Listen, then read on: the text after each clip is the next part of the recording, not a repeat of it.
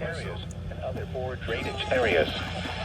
Some locations experience flash flooding include Chicago, Cicero, West Town, Bridgeport, South Lawndale, Chicago Loop, Austin, Navy Pier, Northerly Island, near West Side, near North Side, Humboldt Park, Brighton Park, East Garfield Park, Lower West Side, North Lawndale, near South Side, Douglas, West Garfield Park, and McKinley Park.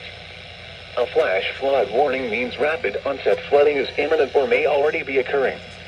Persons along creeks, drainage ditches, and other waterways should take immediate precautions to protect life and property.